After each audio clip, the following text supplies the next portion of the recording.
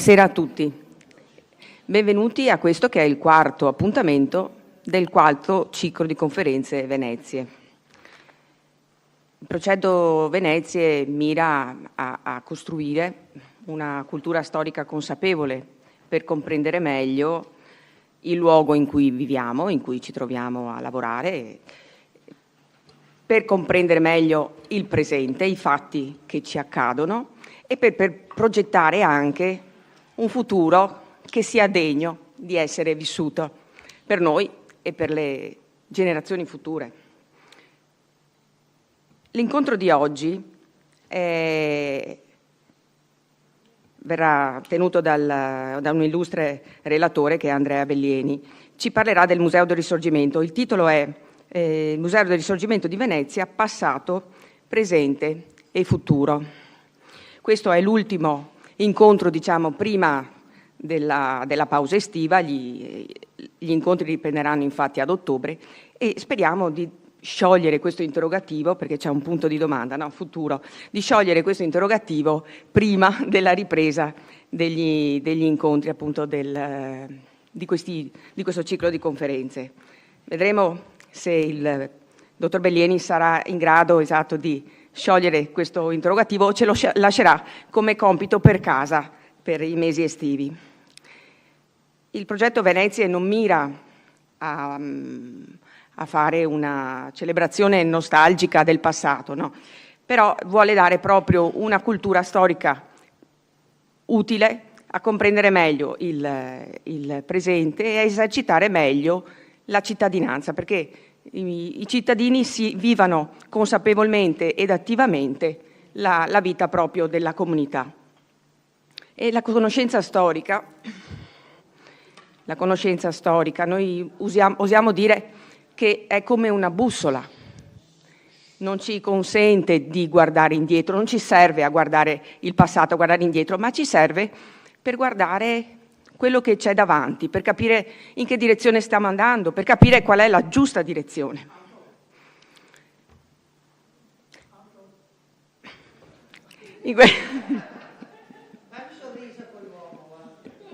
Scusate, ma diamo soddisfazione anche al fotografo, di solito non lo rendo molto contento.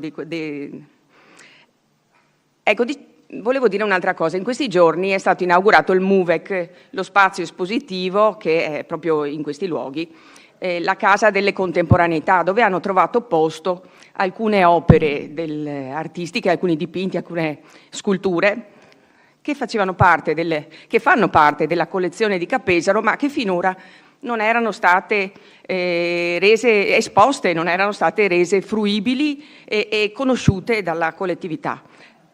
Ecco, siccome noi siamo molto interessati alla cultura storica e alle testimonianze del passato e riteniamo che siano davvero utili per i cittadini, ecco, ci auguriamo che anche un'analoga iniziativa venga presa anche con riferimento appunto alle testimonianze del passato che tanta importanza hanno insomma per noi cittadini. E adesso passo la parola, se torna, al professor Manno che farà l'introduzione.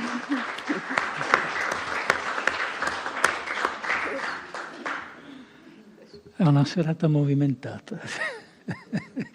Va bene, buonasera, grazie di essere qui.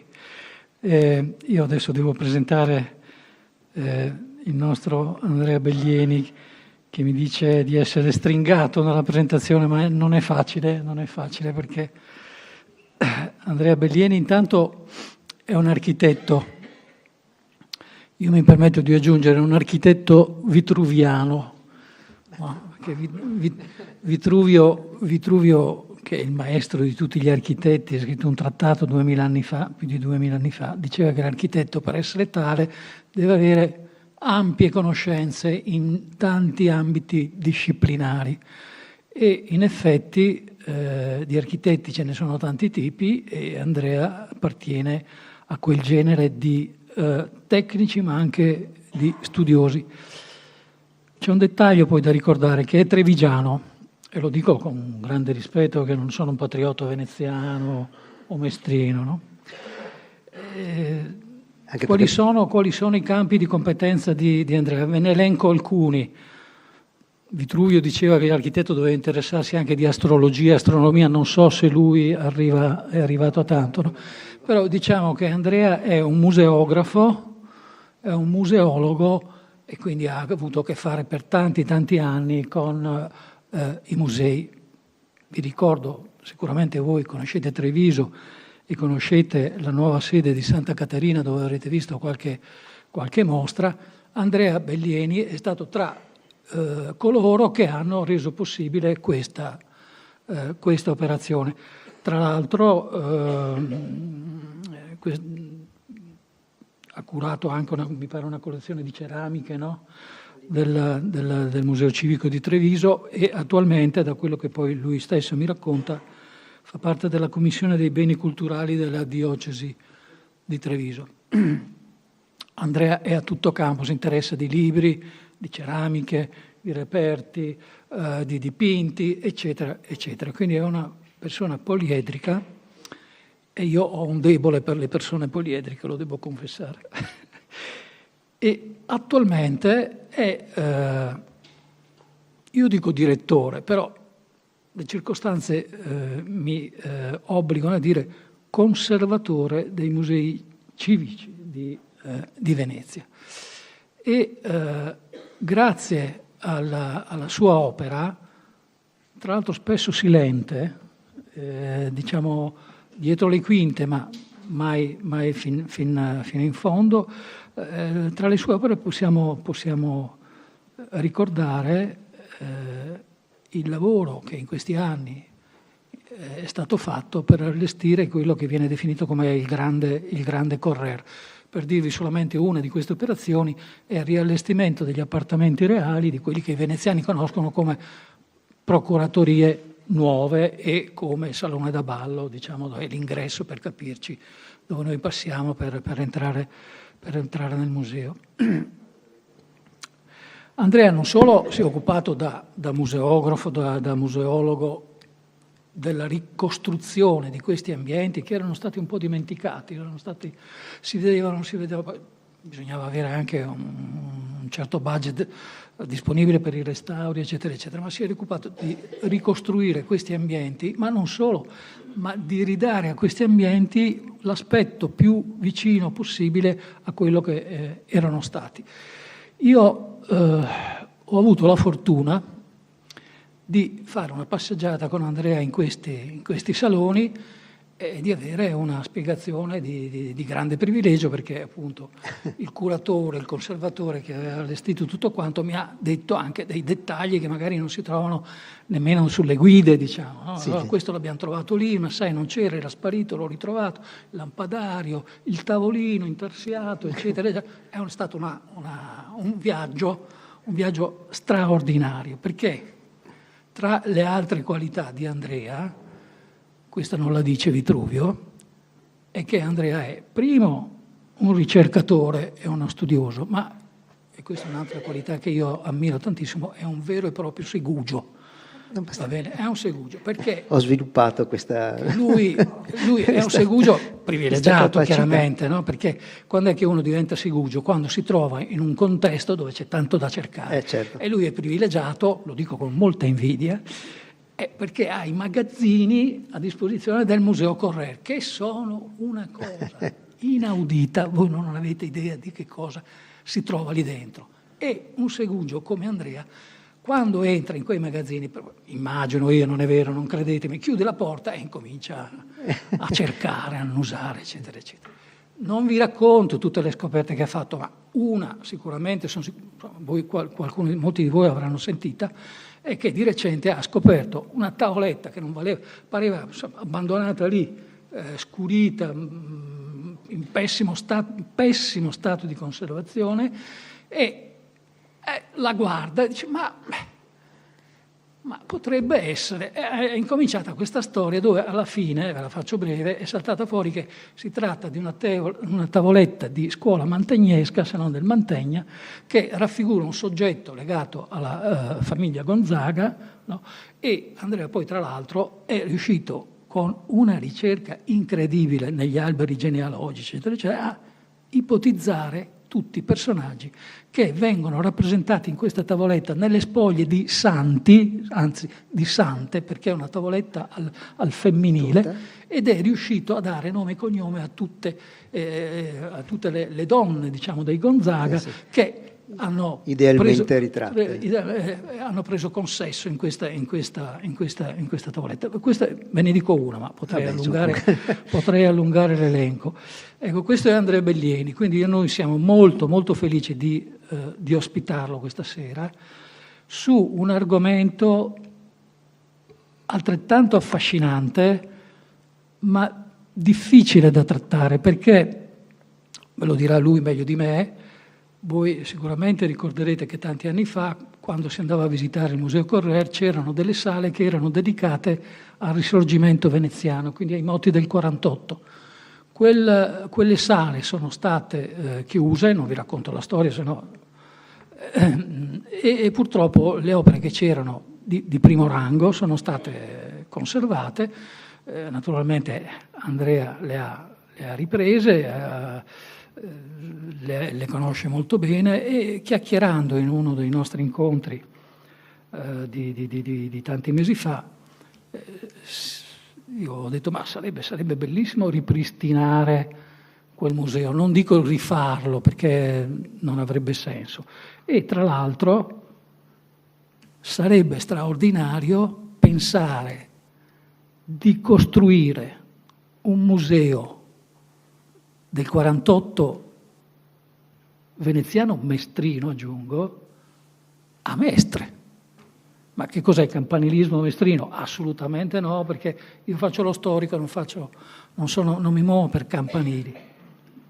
Perché noi a Mestre abbiamo il luogo in cui quegli eventi sono accaduti. E proprio parlando con Andrea giorni fa, diceva: sono stato in Austria. In Austria hanno perso la prima guerra mondiale, ci sono dei musei straordinari sulla prima guerra mondiale che loro hanno perduto.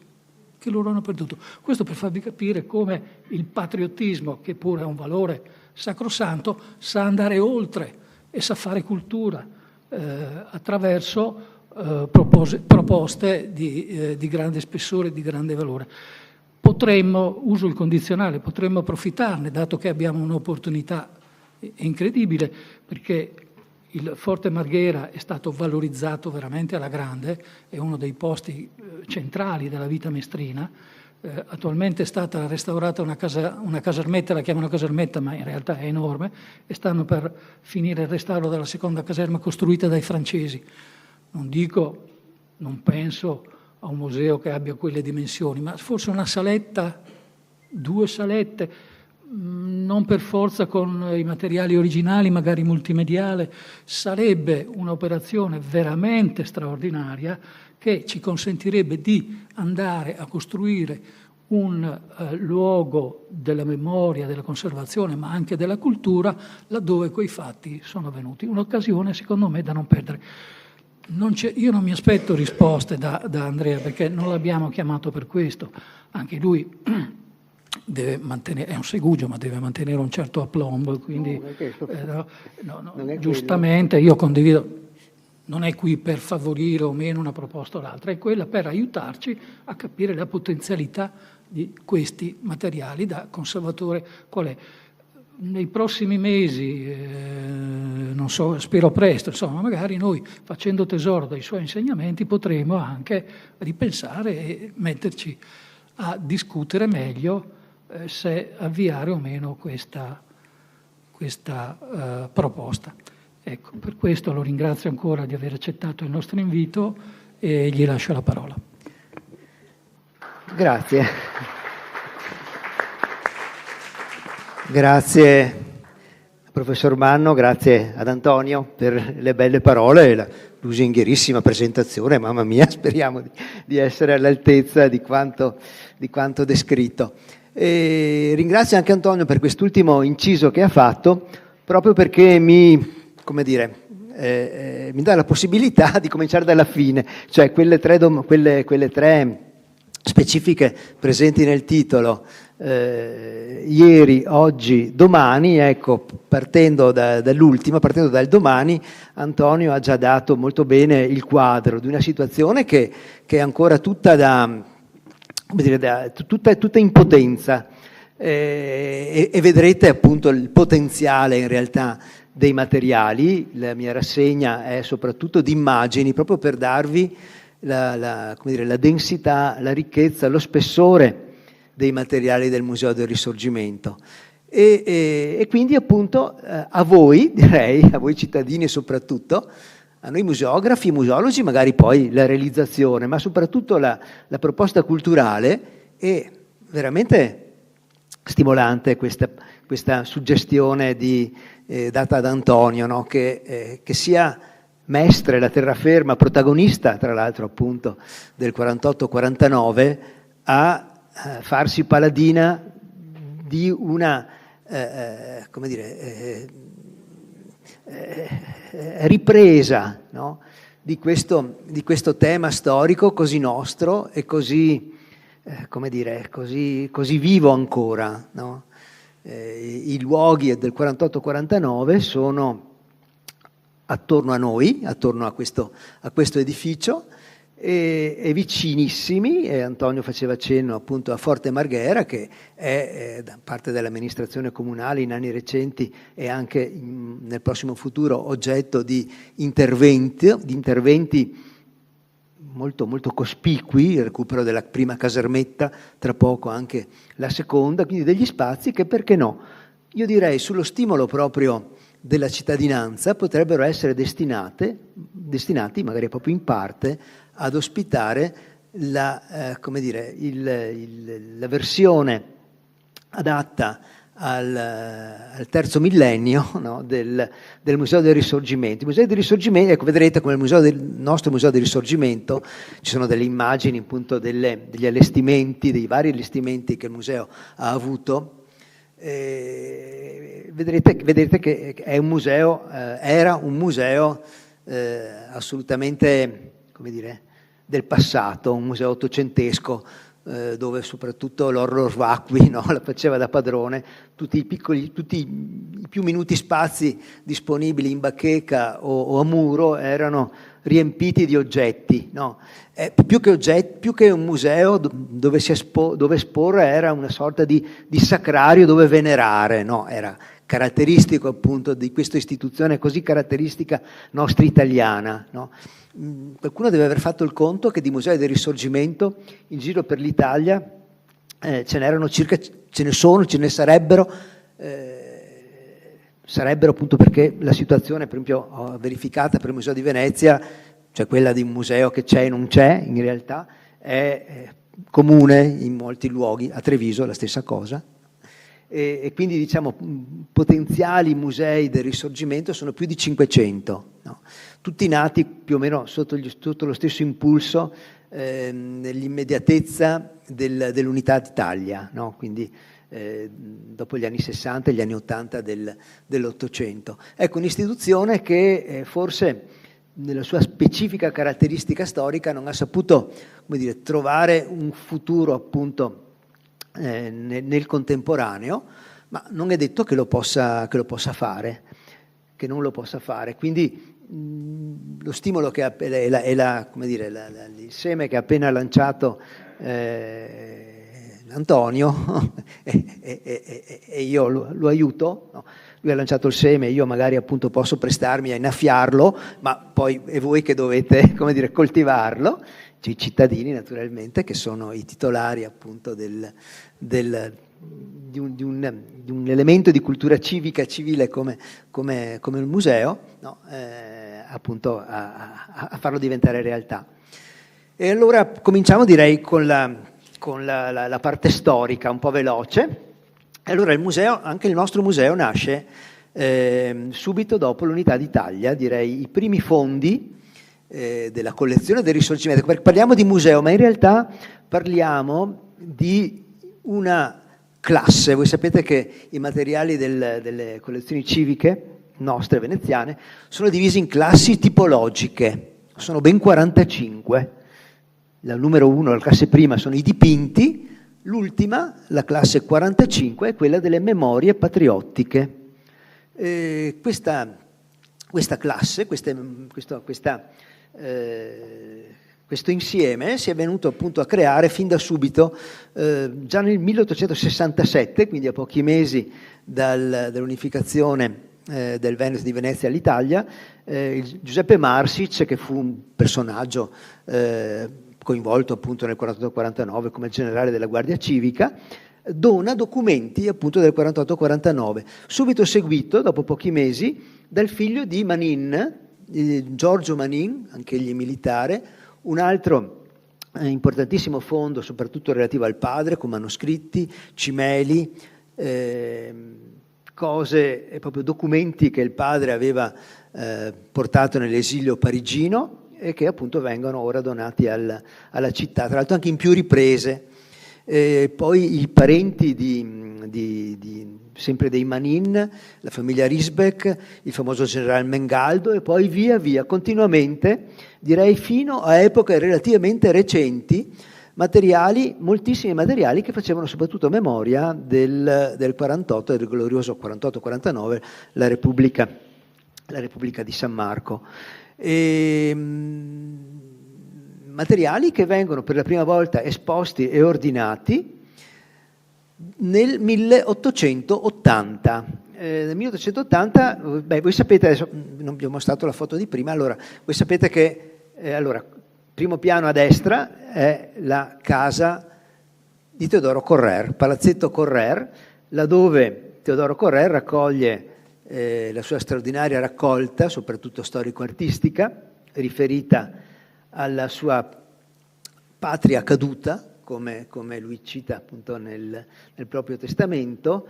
La sua patria caduta era naturalmente la Serenissima, e questa è la prima sede. Lui fa il dono delle sue raccolte e dello stesso edificio alla città nel 1830.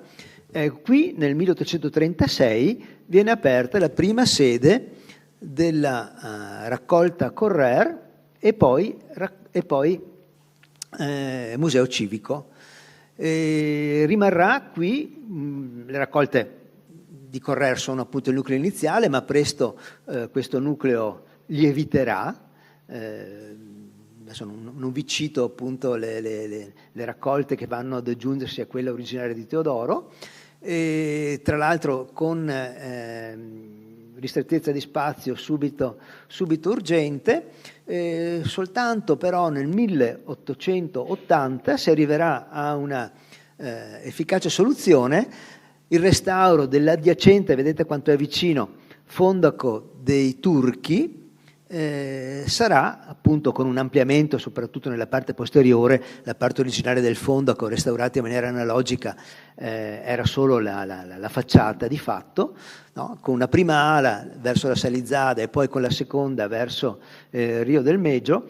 Nel 1880 appunto vengono trasferite le raccolte, e nella casa Correr si decide di collocare appunto la raccolta invece delle memorie patriottiche, e difatti questa sala che vi mostro è una sala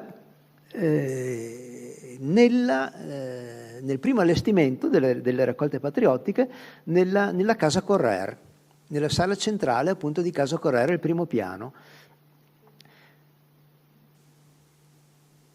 Questo è l'armadio tuttora esistente, vedete dove sono conservati, erano conservati, ora lo sono in faldoni più sicuri, documenti del 48-49 depositati in perpetuo da Giorgio Manin, appunto il figlio di Daniele Manin.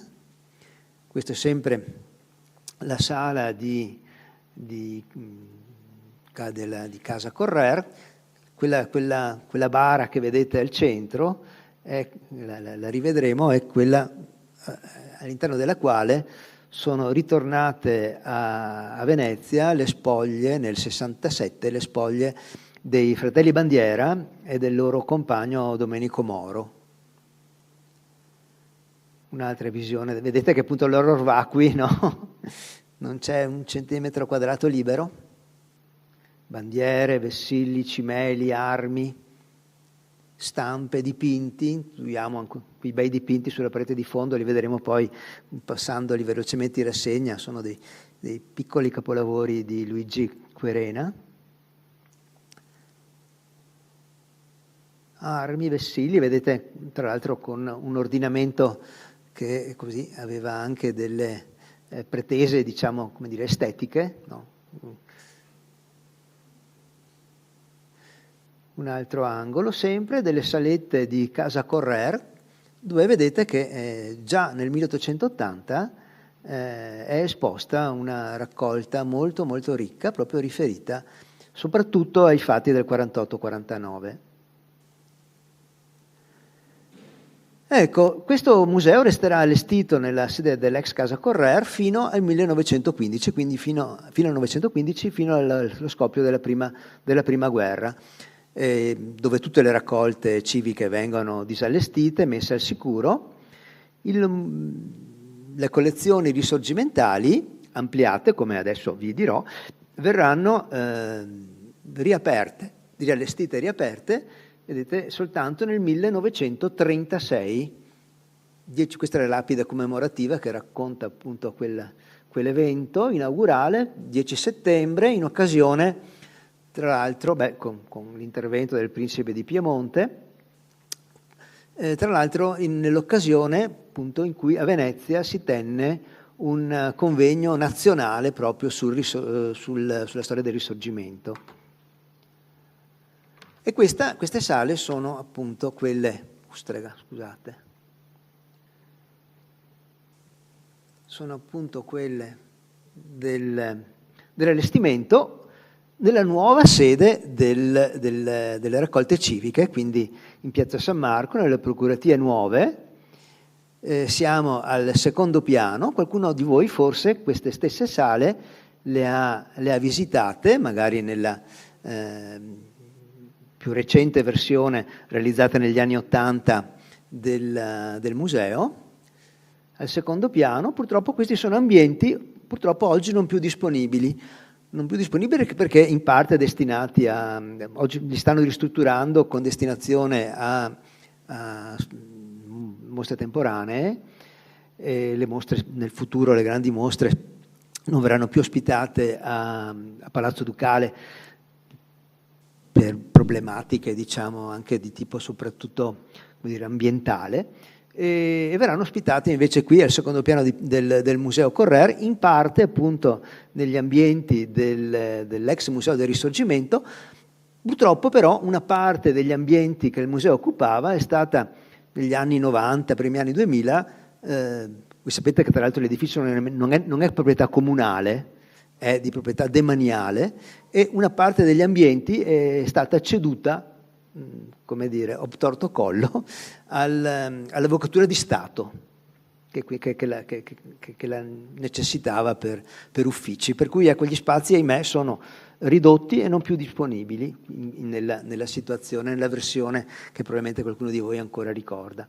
Ecco la Sala delle Bandiere. Questa è la sala, vedete, del momento napoleonico, perché in questa prima versione, in questa seconda versione, diciamo in Piazza San Marco del museo, tra l'altro allestita da Lorenzetti e da Mario Brunetti, la parte centrale 48-49 viene integrata da una parte precedente dedicata appunto soprattutto al momento napoleonico, quindi la caduta della Repubblica al momento napoleonico, e poi tra l'altro anche la fase successiva, quindi l'unità d'Italia raggiunta, e nel 1936 si sa che ci furono pressioni notevoli per realizzare una sezione finale dedicata naturalmente alla rivoluzione fascista. Sembra che sia stato appunto Lorenzetti a resistere con dei pretesti proprio per non realizzarla, in effetti.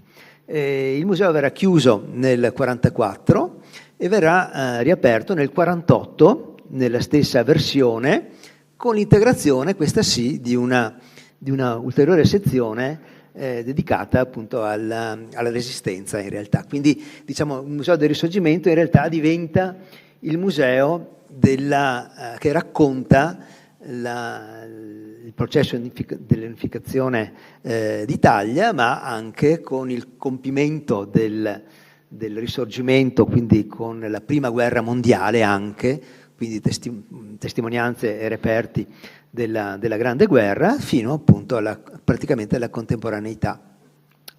E questo allestimento rimane rinnovato, nell'ultima versione verrà ripreso negli anni '80, mi pare proprio nell'80, da Stefania Moronato e Maurizio Fenzo, e rimane negli stessi ambienti, rimane allestito fino ai primi anni 2000. Credo che nel 2004 circa, nell'occasione di una grande mostra di cartografia, gli ambienti furono in parte smontati e poi in realtà più rimontati.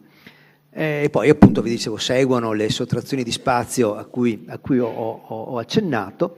Ecco, adesso dopo questa, come dire, questa memoria, diciamo così, storica legata appunto all'evoluzione del museo, una rapida rassegna. Io sono sempre, come dire, mi faccio sempre un po' prendere la mano, no? Non riesco a... Antonio mi ha detto 20 diapositive, io non le ho neanche contate quelle che ho messo, ma ho promesso di passarle molto, molto velocemente, non riesco a rinunciare a tante cose, quindi ve le mostro in velocità. Ecco, le prime cose che troviamo molto interessanti sono testimonianze massoniche legate prima alla loggia massonica veneziana, la loggia di Rio Marin, di cui molto si parla ma poco si sa, che in realtà appunto pone le premesse anche tra la nobiltà veneziana di fine Settecento, esistenze di rinnovamento sociale, di valori certamente legati al grande momento della Rivoluzione francese, all'insegnamento di Voltaire e a quanto appunto in questo periodo, siamo negli ultimi anni del Settecento, appunto matura. Ecco qua, sono delle testimonianze molto rare e preziose, sono rarissime. Ogni tanto viene qualche studioso da qualche parte del mondo a chiedercele, perché sa che noi le abbiamo. In realtà erano appunto state poste proprio a premessa, proprio prima sezione introduttiva proprio dell'allestimento appunto degli anni 30. Aspetta che... Perché si vede questa cosa brutta? La vedete anche voi?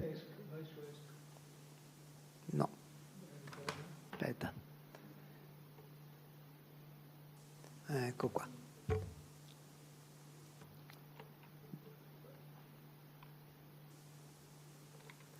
Vai avanti. No. Ecco qua. L'albero della libertà. È caduta la Repubblica, se non sbaglio, 4 giugno del 1797, un bel dipinto di Giuseppe Borsato. Ecco, il nostro museo raccoglie nei vari momenti interessantissimo materiale satirico-ironico, no? Quella produzione anche a volte molto popolare, ma non sempre, no? Che con grande efficacia contrappunta e commenta con grande acume i fatti storici. Ecco qua, i putti settecenteschi, così ancora barocchi, che giocano a golf, sport così molto, molto stravagante, con il corno dogale addirittura. E qua sì, stampe, disegni, il povero leone, vedete che è portato, ammazzato, il leone veneto portato a spalla. E la rivincita di Arlecchino, vedete, che ha in mano il Trattato dei diritti dell'uomo. E la confusione dei pantaloni in Venezia. Siamo proprio nei giorni così della municipalità. Ed eccole qua, i francesi che banchettano a Venezia e il leone che mangia le ossa. Vabbè, fatti storici, i francesi che prima di andarsene e di cedere Venezia e il Veneto all'Austria col Trattato di Campoformido, appunto, si portano a casa per il Louvre, il grande museo enciclopedico, no? Così, illuminista, i cavalli di San Marco e altre cose. Prego? Certo, certo. Ecco, non vi parlo appunto anche della ricchezza, diciamo, dei proclami che possediamo, soprattutto la raccolta Boldù, no? Proprio veramente quasi integrale della produzione appunto dei proclami dei diversi governi, delle municipalità, dei diversi governi. E questo è un oggetto così mitico, no? Il calamaio di Campoformido, servito per firmare la cessione del Veneto all'Austria, firmata non a Campoformido ma alla fine in Villa Manin, e c'è buona probabilità che sia proprio il pezzo autentico, recuperato dal fattore di Casa Manin e poi ceduto e documentato a un grande raccoglitore, a Domenico Zoppetti, che poi appunto donò tutta la sua raccolta storica, patriottica e artistica al comune, per cui anche Cicogna sembra certificarlo, per cui insomma è proprio lui. Momento francese, ecco, poi come dire, il momento, la prima amministrazione austriaca, voi sapete che è abbastanza così incolore, ma torneranno i francesi nel 1805 con il napoleonico Regno d'Italia. Questo è un magnifico pezzo che abbiamo, un disegno di Andrea Appiani con un ritratto di Eugène Beauharnais, il viceré d'Italia. E Napoleone, che arriva nel novembre del 1807, per la prima e unica volta da imperatore, ha accolto a Venezia, vedete, trionfalmente, con grande spreco di scenografie classiche, neoclassiche, archi di trionfo. L'architetto Borsato si presta appunto alla regia di questo ingresso trionfale. Sembra poco trionfale perché erano giorni di intensa pioggia e sembra che l'imperatore abbia ritardato, così costretto appunto dal maltempo a Fusina, il suo ingresso trionfale. Non voleva farlo sotto un diluvio, ha atteso, sembra parecchio. Eccolo qua. La zecca di Venezia, così gloriosa, zecca della Serenissima, batte moneta anche però sia per la municipalità, per la Repubblica di San Marco, ma anche già prima per il Regno d'Italia napoleonico, con le macchine che in parte si conservano ancora, e anche i punzoni, ne abbiamo ancora anche i punzoni.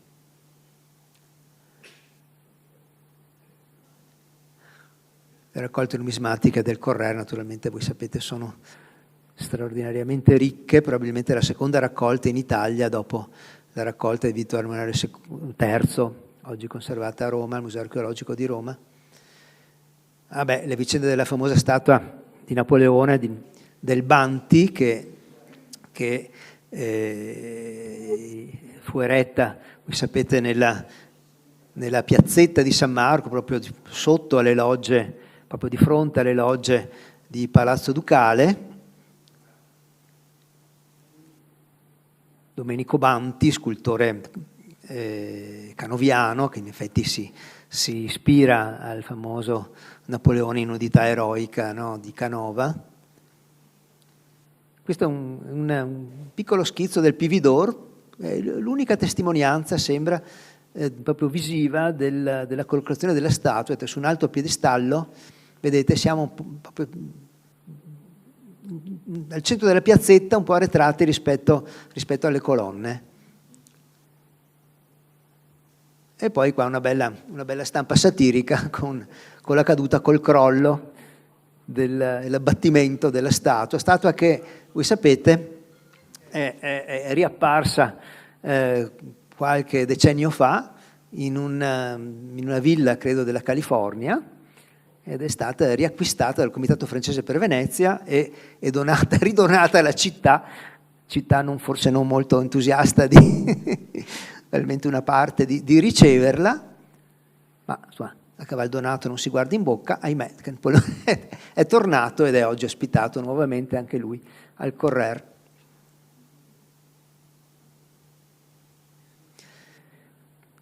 Ma, come dire,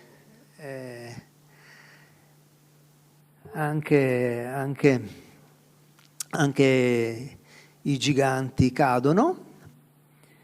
1814, sconfitta di Waterloo, ritorno degli austriaci, salutati, vedete, da una parte dei veneziani, sembra con giubilo, a quanto almeno mostra questa stampa evidentemente propagandistica del momento, no? Con la cornucopia, vedete, retta da questa specie di putto che lascia cadere sulla città ricchezza e benessere.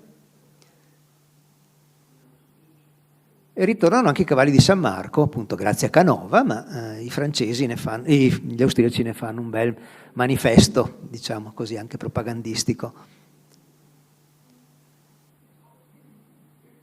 L'omaggio delle province venete a Francesco I, di grande cerimonia in San Marco. Questo è il bozzetto, l'originale dipinto è credo a Vienna. E poi però le satire non si fermano, questa prende di mira il viceré Ranieri, a Bolza, per Radetzky, nota delle case da spogliare, delle teste da far saltare. Bolza era appunto l'ufficiale appunto al soldo soprattutto a Milano, di Radetzky.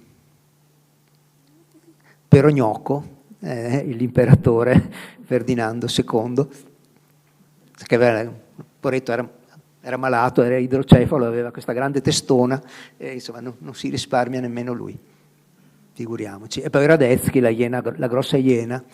Ecco, abbiamo una raccolta veramente incredibile proprio di questa pubblicistica, a volte popolare, a volte un po' più colta, ma che doveva avere una diffusione veramente straordinaria, no?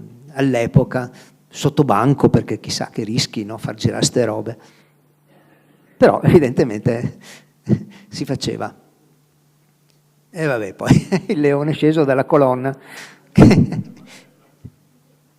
ritornato da Parigi, perché anche lui se n'era andato, anche il leone della colonna era andato a Parigi coi cavalli, è ritornato, rimesso lì, ma vedete che può anche scendere e giocare, come dire così, brutti scherzi ai militari austriaci. E poi qua, come dire, un auspicio, no? Il Lombardo-Veneto, il Biscione di Milano e il Leone di Venezia alleati per così, tagliare le teste all'aquila bicefala degli Asburgo. Vabbè, andiamo avanti un po' e cominciamo a incontrare gli eroi veneziani del Risorgimento, i fratelli Bandiera, Attilio ed Emilio, due bellissimi ritratti, sono attribuiti a Raffaele Mainella, ma molto, molto probabilmente sono di Giulio Carlini, ottimo pittore. Ecco, vedrete come oltre ai materiali storici, quindi di interesse soprattutto storico, ci sono anche dei materiali che sono sì di interesse storico, ma hanno anche un notevole valore artistico in sé. Ecco, sì, appunto, vi dicevo prima, questa si conserva qui a Porto Marghera nei nostri depositi, è appunto l'arca, la bara, nella quale appunto fecero il viaggio da Cosenza a Venezia le spoglie dei Bandiera e di Domenico Moro. Deposti poi solennemente, poi vedremo una bella antica fotografia, nel 67, dove tuttora riposano, a San Giovanni e Paolo. Ecco qua, eccola qua. La grande cerimonia, non mi ricordo la data esatta, l'avevo anche presa giù, se vi interessa, il 17, ma no, aspetti, 18 giugno 1867, quindi subito, pochi mesi dopo l'unità d'Italia. Ecco qua i fatti vi dicevo, la documentazione più ricca è certamente questa che riguarda il 48-49, i fatti gloriosi della Repubblica di San Marco. Questo è un bel dipinto di Vincenzo Giacomelli che raffigura la resa praticamente dell'Austria, del generale Palfy e l'altro generale delle forze armate Zicchi, indotti appunto a lasciare la città da Giovanni Francesco Avesani, che voi sapete è stato uno dei personaggi assieme a Tommaseo e a Manin appunto di questi giorni particolari. Avevano già ottenuto il giorno prima l'istituzione della Guardia Civica, che voi sapete è un po' come dire il grimaldello poi dell'azione rivoluzionaria definitiva. E questo in effetti è proprio il vessillo della Guardia Civica. Ecco, la Guardia Civica che così un po' a malincuore il generale Palfy accetta, arruolava naturalmente dei volontari cittadini formalmente per mantenere l'ordine pubblico, ma poi saranno, voi sapete, un po' il motore del moto rivoluzionario assieme agli arsenalotti. Ed eccola qua, la Guardia Civica, il Pividor si presta a disegnare, pensate, i figurini, no? Dopo un po', appunto, si resero necessarie delle divise vere, ufficiali. Eccoli qua. Questi sono dei magnifici disegni di Ippolito Caffi, sempre con figurini della Guardia Civica. E qui Manin, il 22 marzo, la proclamazione. Questo è un bel disegno di Gatteri, il Barnabita Gavazzi, che questo strano prete, però spretato, patriota, che infiamma appunto in piazza San Marco i veneziani e li esorta addirittura anche a delle oblazioni, cioè a dare un proprio contributo anche in denaro alla causa della rivoluzione. Non molto ben visto da Manin, perché era un po' un personaggio poco gestibile, ma insomma sono momenti difficili. E qua anche il patriarca dell'epoca, un po' riluttante, lui anche un po' Jacopo Monico, un po' austriacante, ma anche lui deve un po' adattarsi al momento, benedice appunto gli insorti, ma insomma così, celebra il Te Deum, più che lui dice non per celebrare la rivoluzione, ma per celebrare lo scampato pericolo e i morti che non ci sono stati. In realtà c'erano stati anche quelli, purtroppo. Ecco qua, qua l'arsenale. Voi sapete che il comandante dell'arsenale austriaco viene ucciso dagli arsenalotti e l'arsenale viene occupato e vengono naturalmente prese le armi ed è uno dei momenti decisivi.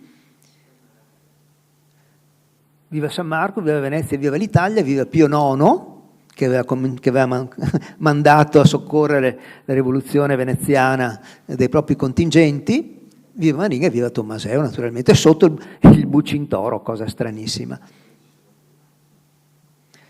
E Guglielmo Pepe, questo è un bel busto che noi abbiamo, opera di Luigi Ferrari, ottimo scultore. Guglielmo Pepe, comandante delle truppe pontificie mandate da appunto Pio IX. Pio IX dopo un po', un po' si pentirà, no? Ma non si pentirà Guglielmo Pepe, che invece, disobbediendo al Papa, rimane a Venezia con i propri uomini, un contingente molto numeroso e importante.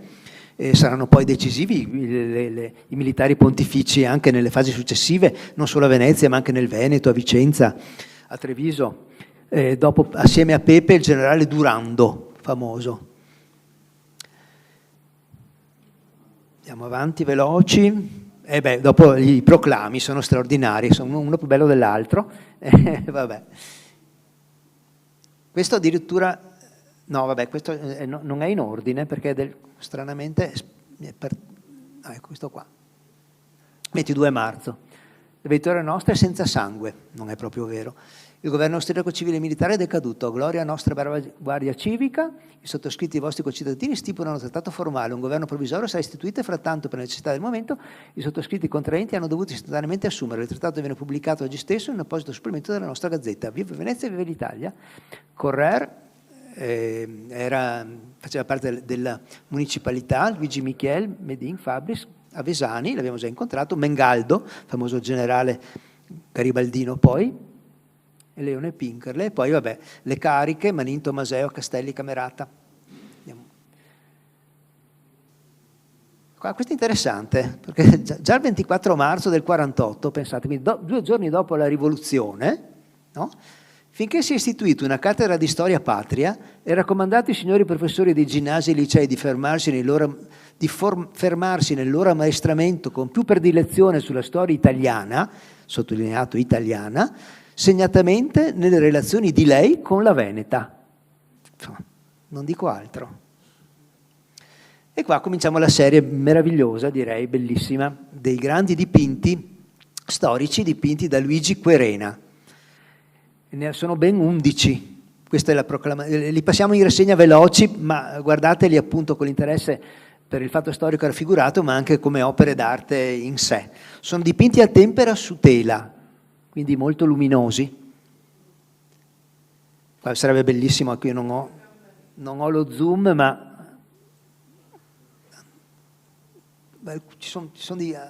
alcuni sono ritratti.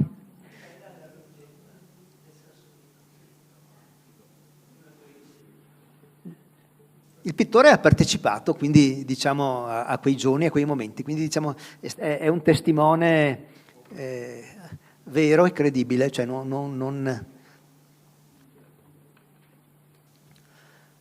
questo è l'arrivo invece delle truppe napoletane, perché da Napoli arriva Guglielmo Pepe, mi sono sbagliato prima, è Durando con i pontifici, è Pepe coi napoletani, scusatemi, è Pepe coi napoletani. Pepe io lo venero anche per un'altra questione. Pensate che Guglielmo Pepe, di famiglia nobile napoletana, possedeva in famiglia un dipinto ritenuto di Leonardo, non è di Leonardo ma è un straordinario dipinto, un ritratto di Ferrante d'Avalos, che lui dona alla Repubblica affinché fosse fatta una lotteria, fosse venduto e con la cifra fosse soccorsa economicamente la Repubblica, la città. La cosa poi non avvenne, però il dipinto è rimasto, come dire, patrimonio della città di Venezia e del museo. È un pezzo straordinario, è esposto oggi, lo vedete lo potete vedere in quadreria. E quindi ecco, le truppe dei napoletani mandate da Ferdinando II di Borbone.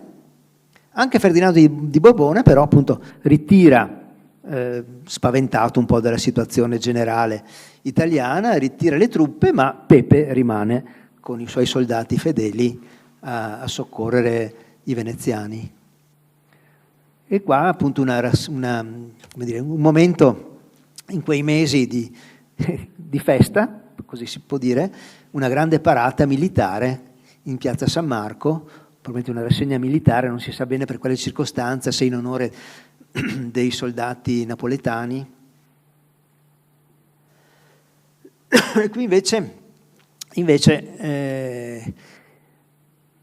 nel frattempo Forte Marghera aveva avuto successo la sortita, il forte era appunto in mano veneziana, non la città che viene non Mestre che viene perduta dopo poche settimane, e gli austriaci che vedete preparano dei trinceramenti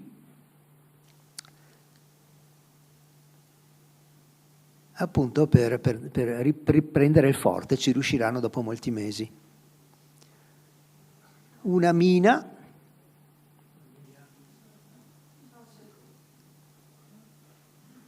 Questo in primo piano, chiedo a voi, deve essere, vero, San Secondo, probabilmente, sì, vero? Quindi una veduta, diciamo, verso nord.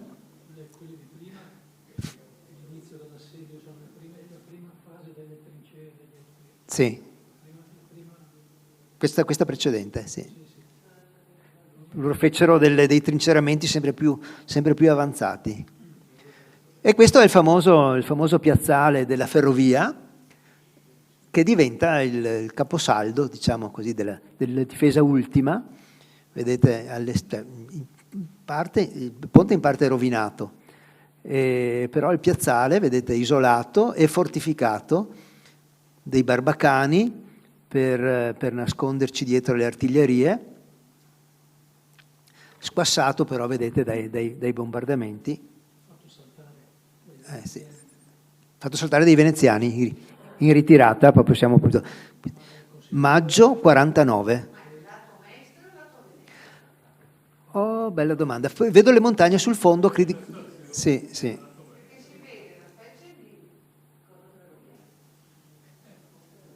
Credo sia più là, cioè Venezia alle nostre spalle, credo.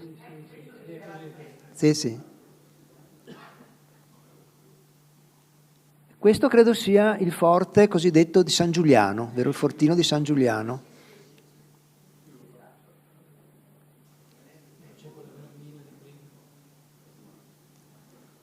Ed ecco qua appunto il forte del piazzale che viene fatto saltare. Dicevi Antonio, dai veneziani in ritirata. Ponte dei Cinque Archi. Hanno discusso perché molti non volevano farlo saltare per non rovinare il ponte. Siamo già nel 49, quindi soprattutto negli ultimi mesi, luglio, agosto, i terribili bombardamenti. E questa è la prima notte di bombardamento, siamo nel luglio del 49, in una piazza San Marco, vedete così, illuminate lividamente dalla luce a gas, credo, già ormai. E vediamo i veneziani cosa fanno. Hanno bagagli in mano, hanno cose così. Questa si porta all'uccellino.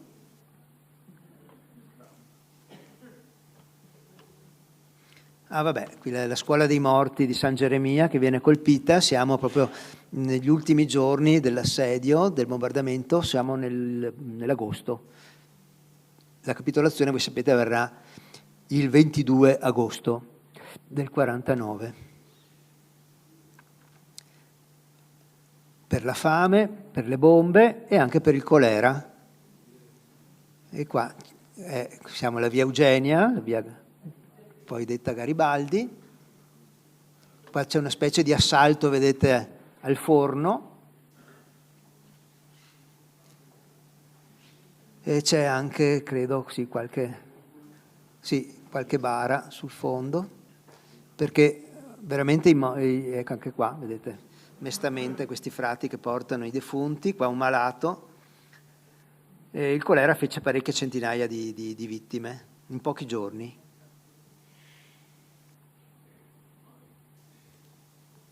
Vabbè, qua il Forti, discorsi, Marghera, non vi racconto a voi la storia della sortita, molto ben documentata, comunque dei materiali del museo, Ponte della Campana, e qui il generale Ainau che scruta verso Forte Marghera dalla torre dell'orologio, credo, e Forte Marghera ripreso qui dai...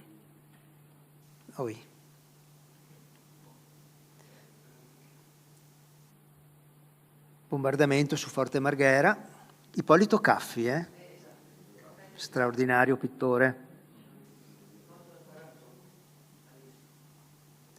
Sempre uno schizzo di Caffi e di nuovo il fortino, diciamo, allestito sul piazzale della ferrovia, sul fondo Forte Marghera. Di nuovo, credo sempre Caffi, sì. Questo Grubax, sempre il fortino. Qui vedete sono dei palloni aerostatici perché si bombardò anche non erano droni, ma erano palloni aerostatici che mollavano sulla città delle bombe, o tentavano di mollare sulla città delle bombe. Fortunatamente per i veneziani il vento spirava dalla laguna. Eccoli qua. Questa è un po' satirica. Invenzione dei croati per bombardare Venezia, punto esclamativo e punto di domanda. Macchine tremende. E qui, vedete, qualche bomba arriva, vedete qua c'è la bomba che è arrivata sull'acqua, e così, a pochi metri da questa barca di pescatori, bandiera italiana sul tricolore, sull'imbarcazione. Questo credo sia, mi ricordo, Giacomo Stella mi pare il pittore, non è? Questo è di nuovo Caffi. Stella, anche questo, sì. Questo è credo sia il fortino del piazzale dopo alla fine delle operazioni belliche. E questo è Leone Graziani, un altro bel dipinto di probabilmente Carlini, generale di marina, prima austriaca, ma poi passa a essere generale della marina veneta, diciamo, rivoluzionaria, e il figlio, bellissimo acquerello di Pompeo Molmenti, il figlio Lorenzo. E questo non ce l'abbiamo più, è terribile. Il braccio destro del generale Giacomo Antonini, perso in battaglia, naturalmente, nella difesa di Monteberico. Quindi sempre fatti del 48, voi sapete che addirittura Tomaseo e Manin combatterono a Vicenza, no? La situazione del Veneto era un po' complicata, il fronte austriaco era diviso tra Verona e Trieste, e si tenta in tutte le maniere di far sì che non ci fosse il ricongiungimento. E quindi tutta la parte, diciamo, dell'Alto Veneto, quindi l'Alto Trevigiano, Cornuda, Bassano, Vicenza, no? Particolarmente interessate da momenti di battaglia molto con contingenti che si spostano, sia anche pontifici rimasti sul nostro scenario. Ecco, il braccio del generale Antonini è stato restituito, credo, alla famiglia qualche decennio fa. Sì. Non c'è più. Credo che abbiamo qualche falange di Attilio Bandiera, ma insomma, se queste cose. Ecco. È l'ultima bandiera, vedete, sul ponte ferroviario. Italia libera, la figura. E poi interessantissimi i proclami dell'ultima fase, 7 marzo 49. E questo è praticamente il Daniele Manin dittatore, no? che prende i pieni poteri negli ultimi momenti. 22 marzo, festa nazionale. Poi l'elogio della Guardia Civica, però vedete siamo già, no, questo era all'inizio. E poi il 2 aprile del 49 Venezia resisterà l'assemblea dei rappresentanti dello Stato Veneto, quindi anche con tutti gli rappresentanti delle altre province venete, che unanimemente decreta la resistenza ad oltranza. Manin, bel ritratto, questo di Gavagnin, e vedete, sapete cosa abbiamo anche? Gli occhiali. Bellissimi, li vorrei anch'io questi qua, modernissimi, guardate, altro che. Sono un po', come dire, uno dei suoi così, aspetti iconici, piccolissimi e leggerissimi. Istituto Ottico San Marco, nella bustina che li conserva. Anche la sua tabacchiera. L'arrivo, ecco, dopo l'Unità d'Italia, dopo il 66, nel 68, naturalmente giorno 22 marzo 68, il ritorno dall'esilio da Parigi delle spoglie, e quindi una barca, vedete, cerimoniale che le accoglie davanti alla stazione. Eccola, noi conserviamo l'urna.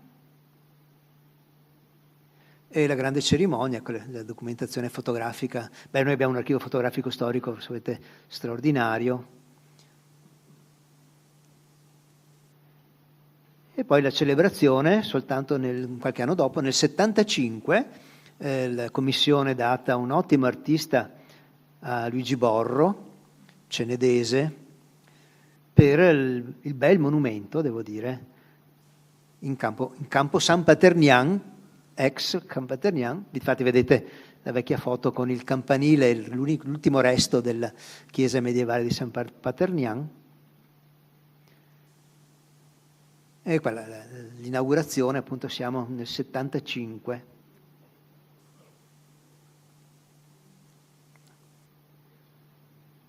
E qua siamo, uno dei ulteriori monumenti, naturalmente Vittorio Emanuele II, siamo già negli anni 80, adesso non ricordo, mi pare 86.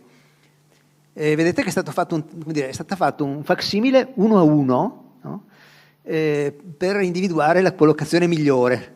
Quindi si tentò, vedete, addirittura di fronte al Palazzo Patriarcale, accanto a San Marco, poi spostato nella piazzetta, poi via via fu allontanato, diciamo, un po' dal cuore della città, sulla riva degli Schiavoni.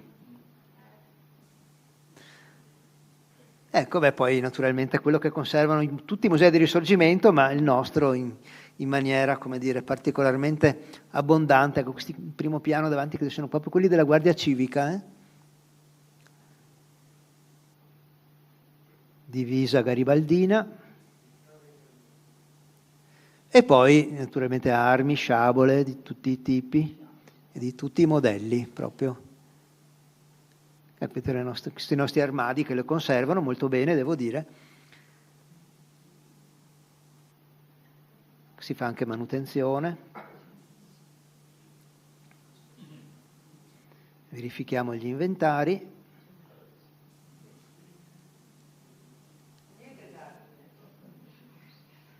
Baionette. Ecco, credo sia l'ultima. Credo che abbiamo, come dire, fatto questa rapida rassegna, diciamo, su cosa è stato il Museo del Risorgimento, cosa contiene, sul futuro, sull'oggi, come dire, una conservazione, devo dire, spero, efficace. I musei, la prima missione di un museo è quella di conservare, anche esporre, certamente, ma soprattutto conservare. E quindi questa funzione il museo, credo, nostro la svolge egregiamente, conservare per il futuro, ma appunto un futuro che è, come dire, è un po' nelle nostre mani, dobbiamo un po' inventarcelo. Lo stimolo datoci prima da Antonio credo sia sicuramente da tenere nella giusta considerazione. Tra poco avrete qui a Venezia una nuova amministrazione, forse magari è anche il momento per iniziare un nuovo dialogo, probabilmente anche con amministratori nuovi e con orizzonti diversi, e chissà perché, e perché no, appunto, la prospettiva della terraferma di Mestre, che appunto molto ha dato e ha contribuito al risorgimento nazionale.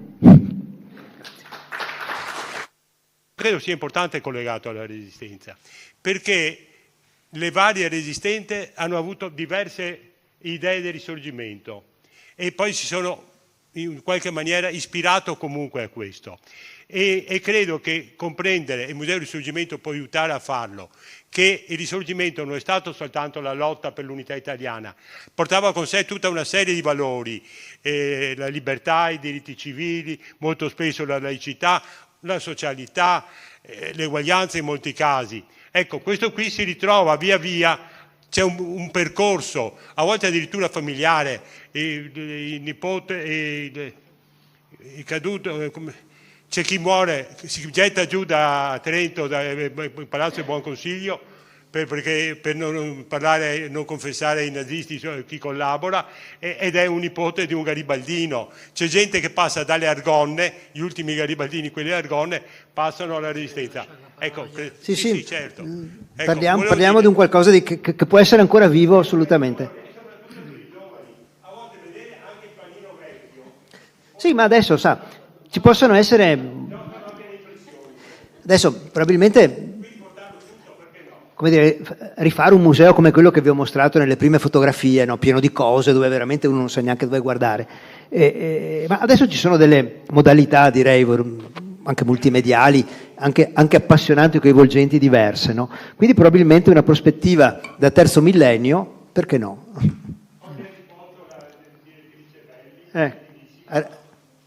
Siamo sempre là. Le prospettive possono essere diverse, per esempio Antonio accennava al percorso delle sale reali, che è un percorso, se volete, nelle arti decorative, nel gusto dell'Ottocento. Ecco, dietro alle sale reali che prospettano sul bacino sui giardini, in realtà sul bacino di San Marco, ci sono degli ulteriori ambienti, erano ambienti di servizio, no? Qualcuno aveva anche ipotizzato appunto di poter allestire lì un pezzo di percorso parallelo, no? In tutte queste salette proprio che seguono lo sviluppo da Napoleone a Vittorio Emanuele II, no? Il Museo del Risorgimento. Ci possono essere diverse possibilità. Allora, professore, intanto grazie per l'interessantissima occasione di riflessione su questo argomento. Allora, io sono stato di recente, l'anno scorso, a visitare il Museo del Risorgimento di Torino, che credo che fra tutti sia il migliore, diciamo, sia come patrimonio che come allestimento. Poi quello è statale, tra l'altro. Esatto, e allora l'ultimo allestimento che hanno concluso da pochissimo è stato un allestimento che ha voluto appositamente smitizzare, tra virgolette, il Risorgimento, o perlomeno la chiave con cui erano stati effettuati gli allestimenti precedenti, cioè quello proprio sabaudo, diciamo, e poi quello fascista. Da museologo le chiedo, lei è d'accordo con questo? Io no, personalmente. Lei cosa ne pensa? Cioè, è giusto? Cioè di cambiare le chiavi di lettura? Esatto. Cioè, siamo in grado oggi di avere un atteggiamento critico tale da poter io penso disincantare, diciamo, questo, no, io credo questo che, Risorgimento? Come dire, credo che il museo non debba dare delle interpretazioni, no?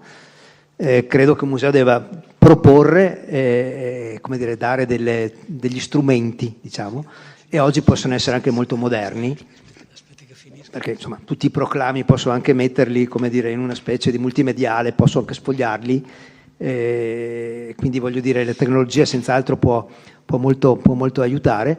Certo, c'è bisogno di un appeal, si sa, no? Oggi per muoversi, anche soprattutto i giovani, per andare su un posto, per fare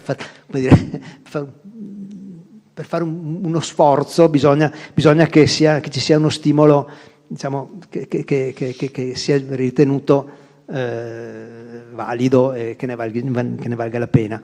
Per cui probabilmente, come dire, un po' di furbizia nella proposta, un po' di appeal, non dico di esagerare con il multimediale, che non va mai bene secondo me, ma come dire, trovare una proposta che sia, come dire, non voglio dire che non sia schierata, che non sia, perché si sa, quando si parla di storia, no, si finisce sempre, cioè, vuol dire, il giudizio è quasi inevitabile, no? Ma per far sì che questo giudizio sia il più possibile autonomo e non indotto, no? Non so se mi spiego. E poi anche l'occasione per vedere, vi dicevo, opere d'arte, anche fine a se stesse. No, ecco. Preciso che ogni idea ha il suo fascino e anche la sua utilità. Penso che però sia meglio essere prudenti e cercare di impostare un percorso, intendo per il futuro museo, che coinvolga davvero tutta la città. La prima operazione è quella di chiedersi che cosa bisogna mettere assieme. Cosa vogliamo cosa vogliamo che serva. L'idea del Signore che bisogna arrivare anche alla resistenza mi affascina molto, perché le brigate garibaldine che erano in montagna avevano i nomi dei patrioti come Calvi, eccetera, quindi non si spiega l'uno se non si capisce l'altro. Cioè, questo lungo percorso. Aggiungo che Venezia non ha un suo museo della storia della città, quindi è tutto un pezzo da rappresentare. Ho visto invece che altri piccoli paesi, ho visto uno in Lombardia, 1000 abitanti, ha il suo museo del Risorgimento, perché magari lì c'è stata una battaglia, ma sono cose significative che sono anche sentite dalla cittadinanza, quindi la prima operazione è quella da fare di un coinvolgimento molto largo. Perché se no resta certo, se no, certo. cosa se no è un museo, una roba da museo. Sì, io volevo puntualizzare una cosa, che 40 anni fa Mestre aveva un suo riferimento al Risorgimento, perché proprio era stato scelto il Forte Marghera per gli itinerari educativi. Siccome io ho partecipato a portare centinaia, migliaia di classi in giro io come operatore per quanto riguardava le scienze naturali, ma c'era il percorso storico e il percorso sul Risorgimento, e mia moglie, che era insegnante, si ricorda bene che portavano le classi in Forte Marghera e c'era tutto un percorso sul Risorgimento per i bambini, per i ragazzi. Quindi non è vero che non c'era nulla e il Comune di Venezia non ha fatto nulla, si è persa un po' l'abitudine a insegnare a tutte quante le classi dell'epoca, io sto parlando della fine degli anni 70 fino a tutti gli anni 90, per cui per decadi si è insegnato, si andava in quel caso c'era un piccolo museo del Risorgimento e c'erano i militari di artiglieria che spiegavano ai ragazzi un po' di storia, veniva lasciata che ho ancora, un ciclostilato sulla battaglia, su quello che è, ma comunque si sono formati ragazzi di Mestre ricordando bene quelle visite. Quindi mi sembra logico che quello sia il posto deputato per riallacciare queste fila. Un'altra cosa su cui io batto spesso, ma purtroppo inascoltato, è la toponomastica. Cioè, in maniera veramente quasi accanita si è lavorato a demolire la toponomastica di Mestre. Allora io mi domando come mai un comune non possa ricostruire, costa poco, ricostruire anche con cartelli, questo se ne parlava con Barizza, con mio amico Barizza, ma anche lui ha in qualche maniera alzato le braccia e detto non ne usciamo vivi, ma accompagnando ai cartelli di Via Poerio o comunque dove sono successi i principali fatti, mettere il classico cartello brunito sull'indicazione, ma non dico ai turisti, a noi stessi, di quello che è stata la battaglia del Ponte della Campana o piuttosto diciamo il percorso, perché anche su mia proposta, per esempio, c'è Viale Fratelli Bandiera e a Marghera, ma è completamente sparito il toponimo Bandiera. C'era una zona in fondo a Via Cappuccina che fino agli anni 50 si chiamava Bandiera. Ho fatto una proposta al comune ma non è stata recepita. Quindi la mia domanda è: lei non crede che bisogna anche fare un po' di leva sulle nuove, diciamo, forze politiche a riprendere questo tipo di discorso? Beh, io direi proprio di sì, e quindi sicuramente è un incoraggiamento da un trevigiano agli amici di Mestre per farlo. Sì, la toponomastica direi proprio è memoria viva, deve servire per quello, no, se no, se fosse solo per dare nomi alle strade, potremmo, non so, usare i nomi dei fiori, i nomi dei...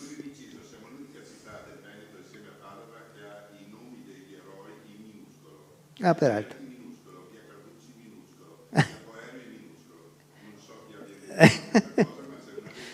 Aiuto. Minuscolo.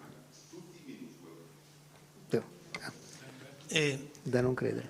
Volevo chiedere una cosa. Sono rimasto molto colpito da quel decreto del 24 marzo in cui si invitavano gli insegnanti a promuovere la storia, e secondo me, qui chiedo una cosa invece al museografo e al museologo, ma forse più al museografo. Lei ha detto una cosa molto interessante: c'è un problema di sacralizzazione degli allestimenti passati. Però io ho un sospetto, riallacciandomi a quello che si diceva prima, cioè la mancanza, almeno da quello che mi consta, di un'azione didattica mirata e capillare per quanto riguarda l'insegnamento di un secolo lungo, che è l'Ottocento, perché ci manca sostanzialmente. Il fatto che si rimanga, per ora naturalmente, alle stanze neoclassiche, quindi a un Ottocento, inizio Ottocento molto idealizzato, molto, diciamo così, da high society, se mi permette, e dall'altro a un museo del Novecento che è stato pensato dal professor Cacciari in una conferenza ancora quando era nella mente di Dio, in cui si diceva che doveva essere solo multimediale. Qui c'è un doppio problema, un ritorno alla realtà e un ritorno alla vera storia, cioè al connettivo tra il primo Ottocento e il Novecento della Resistenza. Cioè qui però credo che ci sia anche un problema, come dire, museografico forse, non so se lei è d'accordo. Sì, un problema di comunicazione, lei dice, di strumenti, sì, no, certo. Anch'io sono disincantato rispetto al multimediale, no? Perché è vero che può aiutare soprattutto, come dire, parliamo soprattutto in una città come Venezia, che è invasa dai turisti, parliamo a un pubblico che è terribilmente stratificato per lingue, per livello culturale, eccetera. Quindi gli strumenti multimediali e informatici, adesso poi Q-code, telefonini, cellulari, palmari, eccetera, possono aiutare a superare questi gap. Ma, come dire, se la domanda era questa, ciò che trasmette il reale rispetto al virtuale è incomparabile, cioè l'opera d'arte vera, l'oggetto, no? Soprattutto trattandosi di cose che hanno a che fare con la vita vissuta, no? Quindi sui campi di battaglia e nel quotidiano e nell'intimo di chi quelle cose ha avuto e ha posseduto e ha usato, no? Direi che sì, è incomparabile, non c'è virtuale, insomma. Purtroppo nella nostra cultura, soprattutto quella di giovani di adesso, è quasi esclusivamente in quel versante, come dire, virtuale, finto reale e non affatto esperienziale diretto. Però insomma non credo che sia da incoraggiare questa strada, ma se non altro da equilibrare rispetto a una visione che non vuole essere passatista, ma vuole essere concreta. Insomma. Tutto là. Volevo dire che sono felicissimo di essere venuto qua questa sera ad ascoltarla. Gentilissimo. Volevo dirle grazie perché ci ha fatto vedere il museo che c'era e ci ha fatto vedere anche il museo che ci potrà essere. Ecco, era proprio questa l'intenzione, perché se no... mi lasci aggiungere che ci ha fatto vedere quello che potrebbe avere un museo e sarebbe diverso dagli altri musei che ci sono già. Assolutamente sì. Perché ci ha fatto vedere delle cose che normalmente non appaiono nei musei anche del Risorgimento. E c'è una tale ricchezza che io dico, non so a chi toccherà, ma che comincino domani a pensarci. Sicuramente. Penso che questa serata possa essere, come dire, vero Antonio, un po' propedeutica per questa idea, no? Cosa dici? Abbiamo lanciato sto granellino, sto seme, lo annaffiamo, lo coltiviamo. Va bene. No, intanto Andrea ti ringrazio di nuovo veramente per gli spunti che ci hai dato e anche il pubblico per la partecipazione, il tipo di domande che ci hanno fatto. Sempre stimolato. Io mi permetto di individuare alcuni paletti, ma a ruota libera, senza un metodo. Ma il primo, sono d'accordo con te, che se si fa un museo non ci devono essere le ideologie. Sono assolutamente contrario, perché quando si fa questo vuol dire che hai già datato quel museo, perché nel momento in cui quell'ideologia poi verrà meno, ed è il destino di tutte le ideologie, quel museo non serve più a niente. Certo, non è facile, tu hai ragione, eccetera, però bisogna fuggire quel pericolo. E allora come si fa? Secondo me allestire un museo sul Risorgimento, forse sarebbe meglio dire allestire un museo sull'Ottocento veneziano, E qui c'è il nodo che unisce la storia di Mestre a quella di Venezia, perché i moti del 48, che hanno il loro perno nei combattimenti di Forte Marghera, in realtà potenzialmente nascono con la costruzione stessa di Forte Marghera. Perché Forte Marghera, e questo è stato detto poco finora, è un segno profondissimo nella storia sia di Venezia che di Mestre. Cioè con Forte Marghera cambia tutto. Perché Mestre, che prima aveva le sue difese attorno alle mura, non ce le ha più, e le difese vengono arretrate e quel forte controlla Mestre, ma non la difende. Ma nello stesso tempo quel forte serve a proteggere Venezia, che è stata militarizzata perché diventa il luogo delle truppe, eccetera, eccetera. Allora, questo è il primo punto. Il secondo punto, adesso qui lo dico, poi molti mi odieranno, che in questo ipotetico museo che si dovrebbe fare bisognerebbe avere il coraggio di dire una cosa che non viene mai detta, che anche il 48 ha i suoi miti. E bisognerebbe incominciare a discutere di quelli anche. Sì. Ve ne dico solo uno. Il museo conserva i documenti, sì. conserva tutti i materiali. Allora, dove questo... questo è un argomento di cui ho avuto occasione di occuparmi, perché appunto ho fatto una ricerca proprio sull'assedio di Forte Marghera. Voi dovete sapere che i più grandi militari che hanno contribuito alla difesa di Venezia, quindi quelli che ha menzionato prima Andrea, dopo i fatti hanno scritto dei libri di teoria militare. Tantissimi, sì. Non li ha letti quasi mai nessuno. Se voi andate a leggerli, sono lì, sono disponibilissimi, non sono difficili da trovare.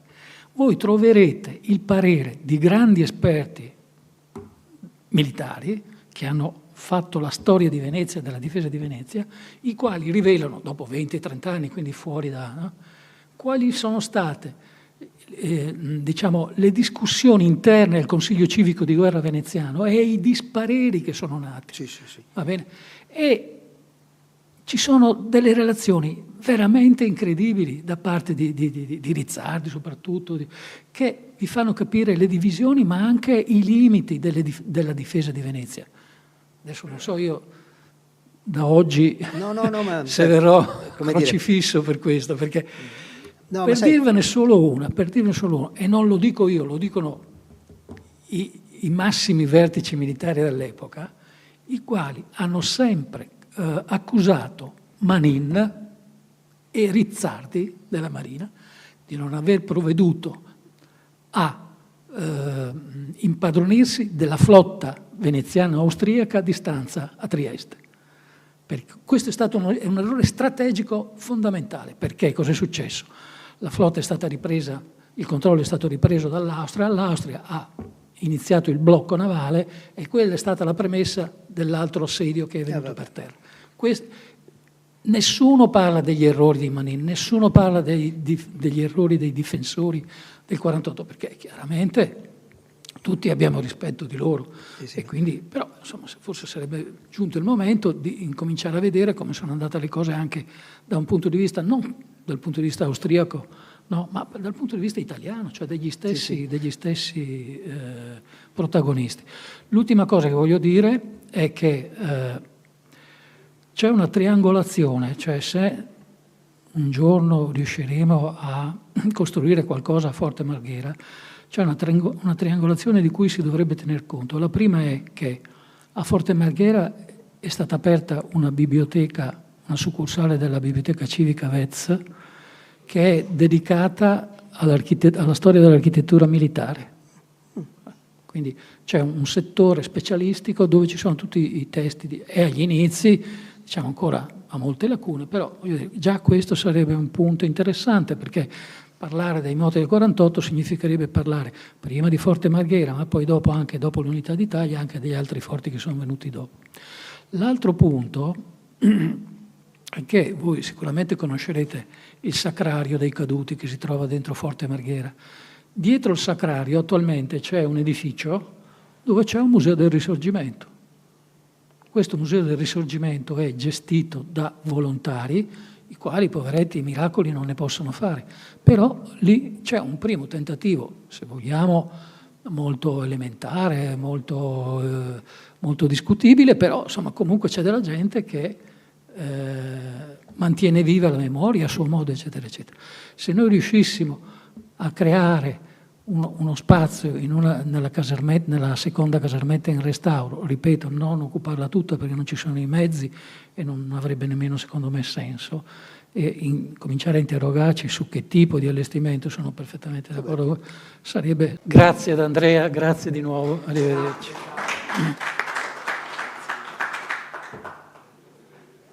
Bene.